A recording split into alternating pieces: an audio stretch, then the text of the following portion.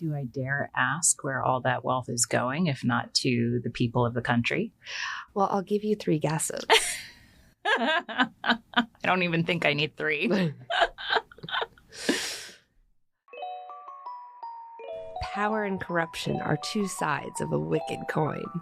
Welcome to the podcast that tells stories of the world's largest, most salacious corruption scandals and explores the myriad ways corruption creeps into the hearts and minds of men and women, the consequences of corruption for perpetrators and victims, and the red flags that, had they been identified and addressed, might have changed the course of history.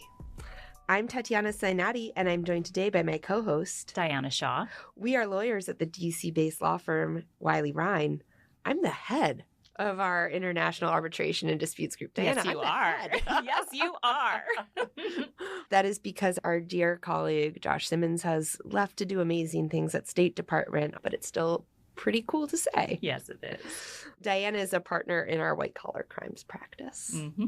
All right, so Diana, let's dive in. We've got a doozy today. I'm so excited. We're going to be talking about a scandal involving the Republic of Equatorial Guinea. And I know nothing about this, so I am really interested to hear. I know there are some very juicy facts involved in this, but I don't know anything about this one, so I can't wait. It's a pretty amazing one, and I think a lot of people don't know anything about it because Equatorial Guinea is, as described in a number of the books and articles I've read, it is a tiny little speck in the armpit of Africa. Oh, that's a lovely Quite description. the description, right? Quite the description. And it's really only come to any prominence whatsoever because it has a lot of oil. Mm-hmm.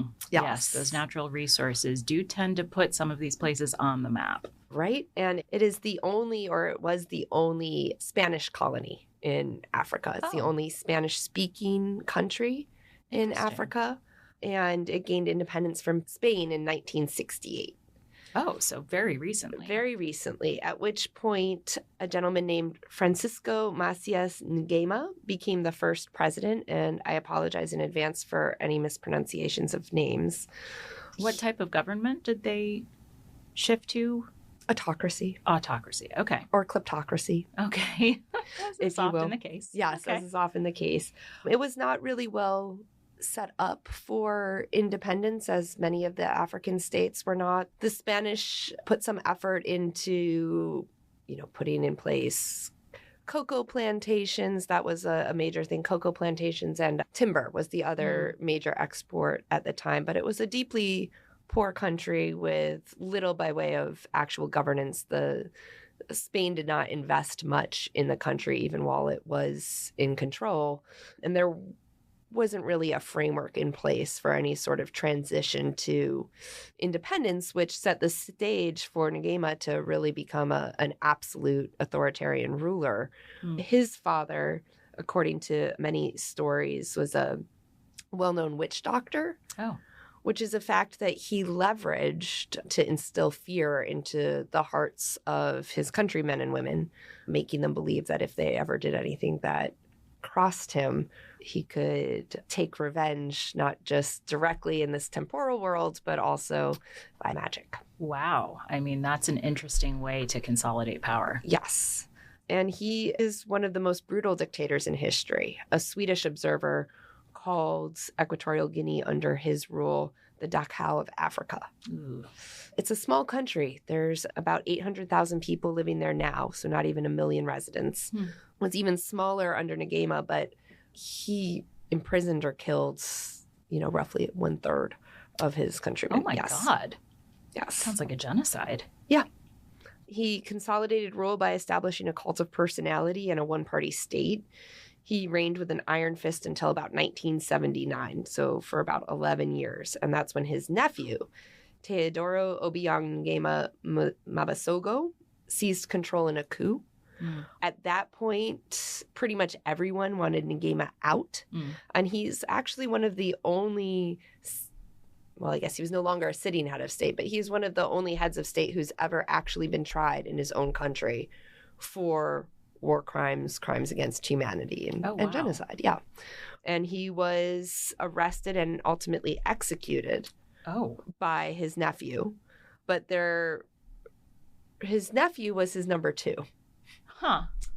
So there was a bit of a delicate dance for now President Obiang to both try and express that he was different from his uncle while he was actually the perpetrator of a lot of the atrocities committed by his uncle. Sure. I don't know how you exactly distance yourself from that or establish yourself as not complicit, but I'm assuming he positioned himself as some kind of reformer as part of this coup, or no?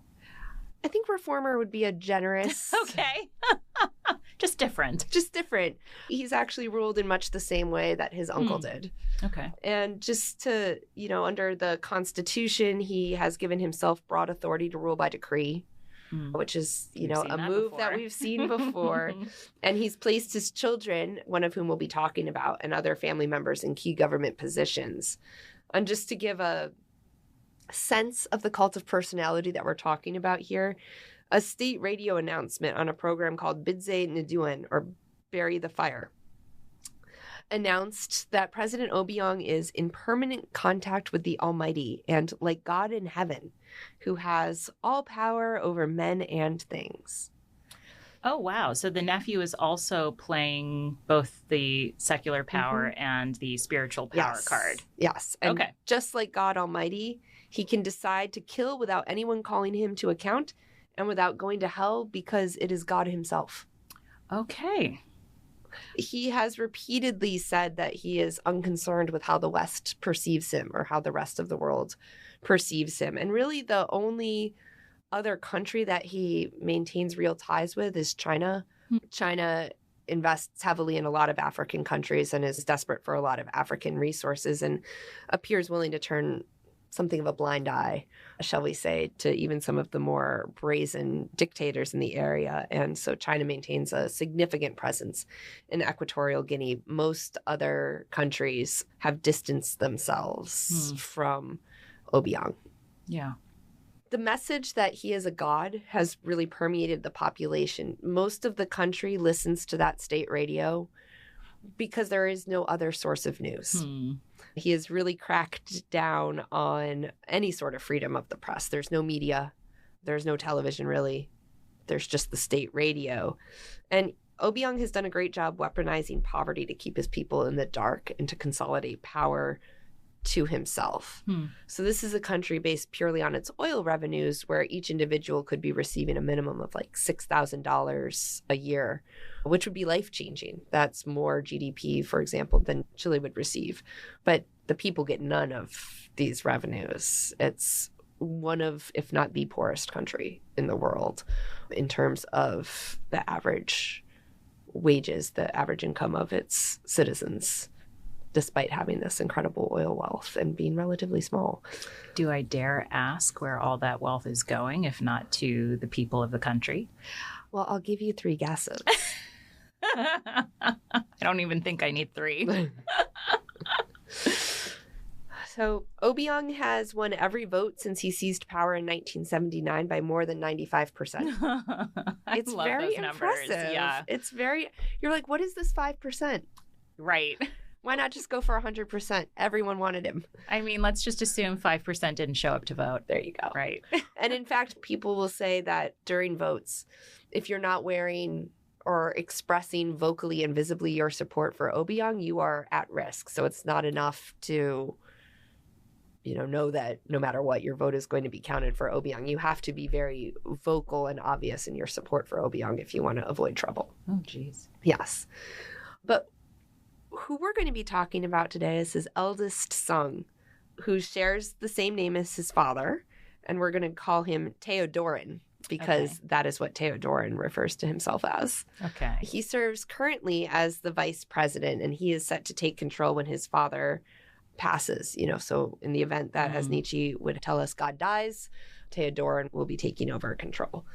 So Teodorin is another interesting character, and one of the interesting articles that I read when I was learning about everything that's gone on in Equatorial Guinea noted that can't really make an excuse for Teodorin that he is sheltered, unaware of how the world works. He's educated in the West. And in fact, he spent a significant amount of time in the United States, in California. Really? Actually, yeah. Southern California. He was sent by a American oil company on a scholarship for an English language program at Pepperdine University. My alma mater. Your alma mater. I knew you'd appreciate that. I don't know if I should be proud that my alma mater educated this individual, but yes, we do apparently have something in common. Well, educated is generous. He was sent there on this scholarship to learn English as a second language, and I understand that he actually does speak English quite well. He's divided his time between a very fancy hotel, the Wilshire Hotel, which you may be familiar with, and villa, which was rented for him by the oil company, as his hotel bills were also paid for by the oil company. They also gave him access to a sports car. He dropped out of the program, however. Okay. It was just too much. And that was in 1992 that he dropped out of the program. Okay, before my time. Before your time. Quite a bit before your time. Our Diana has accomplished quite a bit in a short life. In 1993, so shortly after dropping out of Pepperdine, at the age of 24 years old, Teodorin's father awarded him a 20-year concession to harvest timber from about 61,000 acres of protected rainforest in Equatorial Guinea. That's not a conflict of interest at all. And, it's an open question what experience or skills Teodorin brought to the table to be able to harvest this timber, setting aside the fact that harvesting timber in that region was illegal under the law of Equatorial Guinea. From there, he wound up being promoted, I guess you could say, to Minister of Forestry and Agriculture, which is the position that he held that evolved to become Minister of Agriculture and Infrastructure. And of course, as I mentioned today, he's actually the vice president, the number 2 in line. Teodorin managed to, while receiving an official government salary of less than $100,000, amass a fortune of more than $300 million. $300 million. Yes. Okay. At least. Right. That's what we know about. $300 million. That is what we know about. And he has been pursued, or his assets at a minimum have been pursued around the world. But one of the things that he liked to do as Minister of Agriculture and Forestry is require companies that wanted to harvest timber to pay him quite upfront. They would have to pay him between 10 and 20% of the value of their concessions just directly to him. He also acquired several companies, including an Italian company, after they refused to provide him with the payments that he insisted upon. He would acquire their companies at quite a steep discount. Then he's basically just turned them into shell companies, and he siphons his bribes through them and reports them as revenues of those companies. But those companies don't do any actual work. They don't report any actual business. They just report income. Interesting. So he's not using them for self-dealing purposes. Like he's not acquiring them and then giving actually contracts operating to them. Yeah. Interesting. So Yes. And through this fraud and embezzlement, he has acquired a number of assets. One of my favorites was revealed through a settlement with the United States. So the Department of Justice, and actually a FBI agent who I got to spend some time with last week in Sierra Leone named Deborah LaPravotte led this investigation. Oh, that's cool. It was very cool, but led this investigation into some of his assets in the United States.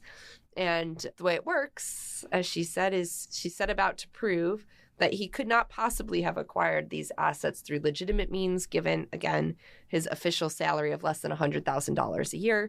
So how did he acquire, for example, a $30 million Malibu mansion, a Ferrari, and Michael Jackson memorabilia, including Jackson's Crystal-Encrusted bad tour glove worth more than $275,000? Oh, wow. A Jackson fan. Wow. He's a tremendous Michael Jackson fan. So those are just some of the assets that he managed to acquire in the United States. Now, he did enter into a settlement with the United States those assets were liquidated and the money is supposed to have been returned to the people of Equatorial Guinea. How do they ensure that the money goes back to the people if his father is still in charge? Well, so there's structured returns. So Okay. it's returned to a fund that is then dispersed very specifically to, for example, education initiatives or Okay. healthcare initiatives, and managed by nonprofits, for example, that are operating over in Africa rather than going to the government's coffers. I see. So there's some kind of international monitoring that's happening Exactly. to ensure. Well, that's good. Exactly. And that's a requirement that the United States actually has before it will ever return assets to a kleptocrat. A few years later, so a few years after he settles with the United States, the Swiss seized 11 luxury cars, 11, including a Bugatti, Lamborghinis, Ferraris, Bentleys, and a Rolls Royce, which were sold at an auction for about $27 million Oh my God. from Teodorin. Not Bucatini. Not Bugatti. But guess what he did? What? Reacquired them. What? Yes. How? At a premium. He, set up another shell company and purchased them back. The same cars? The same cars. It was an FU. Oh, wow. That's Mhm. bold. Yeah. Did the Swiss find out about it? I'm sure they know. I mean, somehow we know. But so yeah, they must so- know. But wow. Yeah. Yeah, that's a bold move. Right. In 2017, he was convicted in absentia in France for embezzlement. His assets were seized, including a Paris property worth over $120 million. Is that like a palace? $120 million property? I know. Can you imagine? $120 million. And he's still the Minister of Agriculture and Infrastructure? No, now he's the vice president. Yes. Still, now he's the though. vice. Still, yes. I can't imagine his salary is that much higher Right. as the VP. And this was a case in France that was brought by civil society organizations, and they actually altered the law in France so that they were able to pursue this case. It went all the way up to their highest court, and it was supposed to be a signal that France is no longer a haven for corrupt funds. How did they have to? Try him in absentia. Oh, I see. So he Mhm. didn't have to be there in person. Yes. And when you say brought by civil society, what do you mean? So actually, I think it was Transparency International was the lead plaintiff in the case, but standing rules are different in France than they are here Okay. in the United States. So they were able to bring this case against his assets in France That is so rather cool. than it being criminal. Just to take us on a slight tangent, I was just attending the World Bank Group's Partnerships for Anti-Corruption Global Forum this week, and obviously there was lots of attendance from all sorts of civil society organizations. Transparency International was there, but we were talking about collective action and how important it is for all of these stakeholders who are invested in anti-corruption to be playing whatever part that they can play. And this is just another great example of the role that Exactly. civil society can play, not only in identifying issues on the ground and bringing them to prosecutors, but even bringing cases themselves as plaintiffs where the jurisdiction and standing rules allow for that. So that's so cool. That's pretty awesome, right? Most recently in 2023, South African officials seized his super yacht and 2 mansions. I feel like this is like Mary Poppins carpet bag, where I you just know. keep reaching in and And pulling finding out more luxury items. Well, this is why I was like, he's worth at least $300 million. I feel like if you have a $120 million property, you probably have significantly more than $300 million in assets. Yeah, But that's got to be right. that case, the South Africa case, arose after a gentleman named Mr. Van Rensburg, who's a businessman, had traveled to Equatorial Guinea to set up an airline with a local politician. My takeaway from this story, by the way, is do not go to Equatorial Guinea. Yeah. He shows up, he gets into a dispute with the politician. The politician decides he doesn't want to be in business anymore and demands a full financial refund. And he calls Teodorin to complain about Van Rensburg.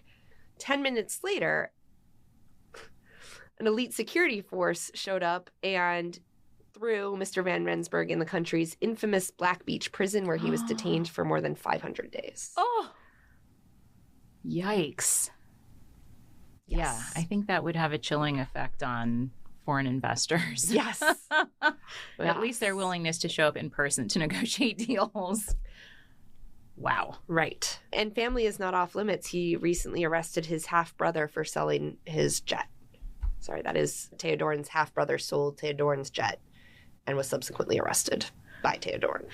I mean, it must be nice to be able to pull the levers of government to resolve family squabbles, like, when one sells a family member's jet, as one does As from one time does, to time. So that is the bizarre case of Equatorial Guinea. As I mentioned earlier in the episode, the president has said he really doesn't care what the West thinks about him. They do not see themselves as answerable to anyone else, which kind of makes me think that the Obiang family has swallowed the Kool-Aid of really believing that they operate above the law. Well, clearly they do in their own country in any event. And clearly they've siphoned off enough to manage whatever pesky legal issues they run into. And if they can just buy back the things that have been confiscated, there's really very little downside, it seems like, for them. It's kind of wild that they're both continuing to govern, even with all of this out in the public sphere and well known. Well, again, it's well known in the West. I don't know how well known it is in Equatorial Guinea because of the really limited access to information that anyone in the public has. And that's that twofold problem of no freedom of the press, no media, just a state radio, and deep poverty that keeps people relatively illiterate and cut off from the rest of the world. Do you know, has there ever been any sort of protest, any push by the public against this government, or are people too afraid? I think people are too afraid. There hasn't been much by way of push, which is actually a really interesting point. When I was in Sierra Leone last week, I got into a discussion with Alphonsus, who you know well from our last trip to Sierra Leone, about a recent public campaign that they had done just to get the word out at the most basic level that corruption is bad and that natural resources, a government's natural resources, belong to the people, right? Not to the government. And our discussion centered on how slowly things are changing, in the sense that people are starting to understand that they can make demands for more services, that they should be getting some of the benefits of the resources that the country has. But without that campaign, without that sense of awareness, or that sense of, hey, this is our money, not the government's money, that change doesn't happen. There's no internal sense that, hey, wait a minute, what's happening here is wrong. And that gets me thinking about, your question in Equatorial Guinea, if the people just really don't see this wealth as their wealth. Well, if they've been led to believe that it's not, and they have no counterpoint to compare to, I can understand why. Exactly. Right. And then you add to that the incredible risk attendant to raising this issue. Exactly. I can see why it wouldn't have been raised. Now, some Westerners did try twice to have a coup to overthrow the government. Who's that? Both very odd. The first one was actually, it seems, largely prompted by I'm going to forget his name, but basically like a British spy novelist who wrote, for example, The Dogs of War. Okay. He was mostly inspired by the fact that Guaima is a really terrible president and actually wanted to do some good in the country. So he tried to get a coup going, hired a ship called the Albatross, hired mercenaries, and he was going to send them down to overthrow the government. And this actually became the basis for the Dogs of War. It's actually based on a coup that he attempted to throw, but his plot was thwarted when British intelligence services in Gibraltar figured out what was going on. The Albatross was seized. The mercenaries were disbanded. So that didn't really get too far off the ground. But then, again, inspired by the Dogs of War. So art imitating life, imitating art, I guess. That's very meta. Another Brit who also had South African citizenship, a gentleman who made his fortune as a mercenary in Africa, who had hired former soldiers from Nigeria and South Africa, and they fought all over the continent.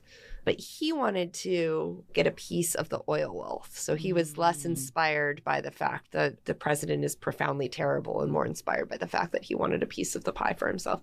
He again tried to orchestrate a coup using mercenaries, bringing in a priest, actually, who was going to be the new president, but his attempt was thwarted as well. So there have been a couple of attempts to overthrow, but neither have proved remotely successful. Yeah, I wonder if that's only bolstered the strength of the sitting government and fed this narrative that they're protected by God and have the aura of the heavens around them. Oh my gosh.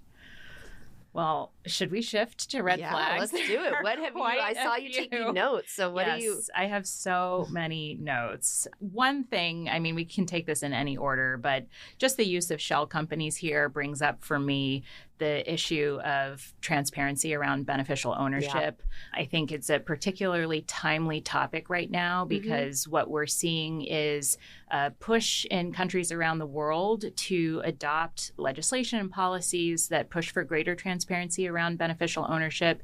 Here in the United States, we passed legislation that would push for greater transparency, but that legislation is not being enforced for U.S. companies. So we have this weird tension whereby U.S. companies are not required to comply with the law, but foreign companies are.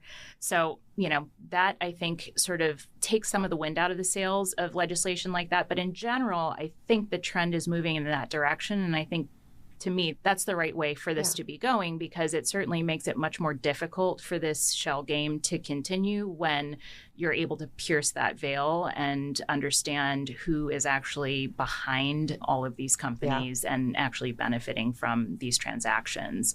So he will have a much harder time going forward should any of these laws reach Equatorial Guinea. But certainly in some of the places where they would be doing financial transactions, I think he will find a much less favorable environment for this kind of activity. I think certainly we already touched on this, but the fact that there's no free media is clearly hugely problematic, and really one of, it sounds like, the core ways that they've allowed themselves to remain entrenched and also perpetuate so much corruption because it's kept the people in the dark about not only perhaps what they're doing, but also what is happening elsewhere in the world and what their expectations can and should be about their government and the services they should be receiving from their government and the sorts of returns they should be expecting from their government and the resources that they have and how that's being used and not filtering down to the people. So when you have basically one voice and it's controlled by one person, you see how damaging that is for the people in terms of their ability to make informed decisions about what they want from government.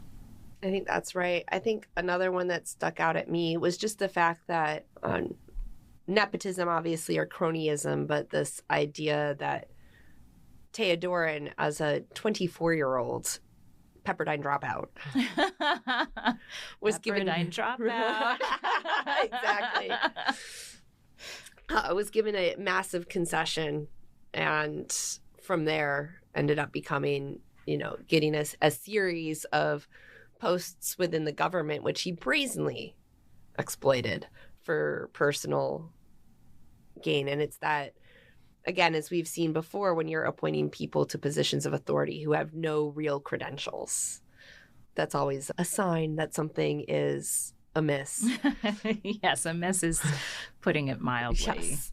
Yeah. But I mean, it's conflict of interest, it's nepotism, it's all sorts of things. But I mean, it's also just brazen corruption. Like, it looks as though they're running the government as like kind of their personal banking system, like their personal coffers. And so there are zero checks and balances in place. And it looks like by design, it's set up to operate that way. I do think this approach to structured payments is super interesting. And I know that's something that one of the organizations that you and I work with, Restitution, based in the UK, that's work that they do with some of the claims work that they do. When they get recoveries, they work to ensure that the payments go back as structured payments. And I think that's such a clever way to approach it, because when you're successful in bringing back these national assets, the worst thing that could happen is for it to be recorrupted. Exactly. I do think it's important to ensure that the host countries, the nations, have control over their assets. And so I do think there's a sensitivity there about making sure that it's not the West telling a country how it should spend its money, but putting the right structures in place and internal controls to make sure that it's not recorrupted is, I think, the right balance to strike. And I hope that we'll see more of that as more of these claims are brought and more, hopefully, of this sovereign wealth is brought back to some of these nations that have just been pillaged by, frankly, just corrupt leaders over decades. I think and hope the same. I know that what restitution does, for example, is work with the government to say, where do you want the money to go? What are your current, priorities in terms of where you're trying to build capacity, infrastructure, whatever it may be, and then send the money there in a way that makes sure that the money actually goes to those initiatives. That's what I love about restitution. I think they fully understand that and they walk that sensitive line and give due respect to those sovereign interests. So I think they get it right. And I think it's an example that others can take that are interested in promoting these sorts of opportunities for countries that have been taken advantage of, unfortunately, by their leaders over time. Absolutely. And I think, this isn't necessarily, or at all, a red flag, but one of the things that I found heartening, I guess, in this research was just the way that the international community has really taken a stand against Teodorin. And so even if President Obiang and Teodorin say, we don't care what the West thinks, when you look at Switzerland, South Africa, France, the United States, all these jurisdictions saying, we are not going to let you use the proceeds of corruption in our jurisdictions. These are not safe havens for you. That's really reducing his footprint, his sphere of influence, making life harder for him. And even if it's slow and incremental, just the fact that we can keep fighting and that we have to come together to keep fighting, and it is possible. I think that's right. And I think it makes, it shifts the incentives for this kind of behavior. If you can't buy a Parisian estate, right? And the best thing you can do is just buy a boatload of more property in Equatorial Guinea. Like, does that shift your thinking about what you're willing to do? Yeah. So I do think it's important and I think it matters. And it is, I totally agree with you. I think it's very heartening to see the kind of international cooperation and interest in this. And, just referencing back to the conference, it was so inspiring to see so many folks from so many different nations represented at this conference who are so, frankly, obsessed with thinking about these issues and so committed to figuring out how to move the needle on corruption and looking at it holistically, which is a point that you and I have made many times and think about all the time, looking at all of the entry points of corruption and the system that has to be in place to keep it from just becoming a kind of whack-a-mole exercise. And so it was just wonderful to see that international collaboration and people sharing best practices and coming together with a shared objective. Well, any teasers for next month, Diana? No teasers. I will have another good story for you, I promise, but you'll just have to wait. Excellent. While we wait for our next episode, if you like the podcast, please let us know by liking us on whatever listening platform you use, and maybe even sharing us with friends, family, or anyone you know who, like us, loves a good story about people behaving badly. As always, be good, and we'll see you next time. Bye. Bye.